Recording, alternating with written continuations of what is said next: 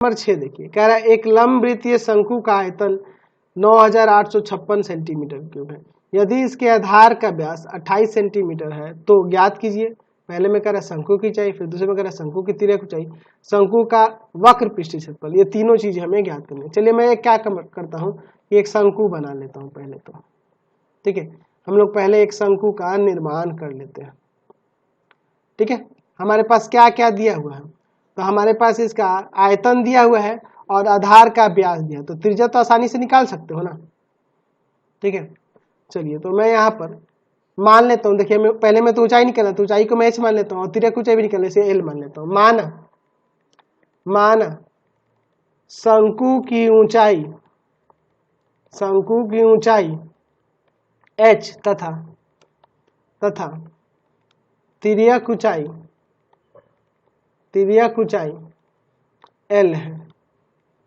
तिर्यक ऊंचाई l है। अच्छा, शंकु के आधार की त्रिज्या क्या होगी? शंकु के आधार की त्रिज्या तो हमारे पास व्यास दी हुई है ना जी, उसी का आधा कर देंगे। आधार की त्रिज्या 28/2 सेंटीमीटर, व्यास का आधा कर दिए 14 सेंटीमीटर। 14 सेंटीमीटर इसके आधार की त्रिज्या हो गई। अच्छा, हमें ऊंचाई भी निकालना है, तिर्यक ऊंचाई भी निकालना है, इसका वक्र पृष्ठीय क्षेत्रफल भी निकालना है।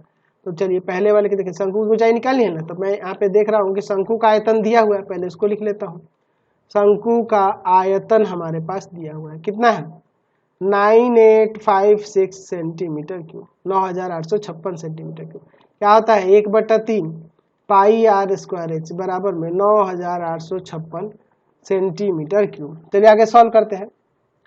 1/3 पाई के जगह पर 22/7 आर स्क्वायर, आर का मान दिया है ना 14, तो 14 गुना में 14 और यहाँ पे देखो इसका सेंटीमीटर इसका सेंटीमीटर, तो मैं यहाँ सेंटीमीटर स्क्वायर लिख देता हूँ, या दोनों जगह अलग अलग सेंटीमीटर लगा सकता हूँ, और गुना में h बराबर में 9856 सेंटीमीटर क्यूब। चलिए यहाँ पे कोई कटने वाला है, 7 से मैं काट सकता हूँ इसे 2 बार में।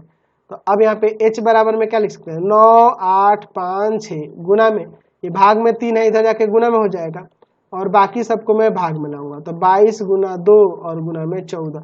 ऊपर आपका सेंटीमीटर क्यूब था और नीचे हमने सेंटीमीटर स्क्वायर लाया, तो ये 2 बार कट जाएगा तो सिर्फ सेंटीमीटर ऊपर बचेगा। तो अब मैं 9856 है ना, इसमें भाग कर देता हूँ 22 से, तो 22 से आप इसे काटोगे ना तो ये कट जाएगा 448 बार में। ठीक है, अच्छा फिर मैं एक काम करता हूँ, फिर 14 से कटेगा कि नहीं जी? 14 से भी कट जाएगा, 14 से इसे काटता हूँ तो ये आपका 32 बार में कट जाएगा, फिर 2 से इसको काटता हूँ 16 बार में कट जाएगा, तो कितना हो जाएगा यहाँ से? 16 तिया 48, तो ऊंचाई क्या हो जाएगी? 48 सेंटीमीटर। यहाँ देखो ये 16 है और यहाँ पे 3 बच गया, तो 16 तिया 48, तो इसलिए शंकु की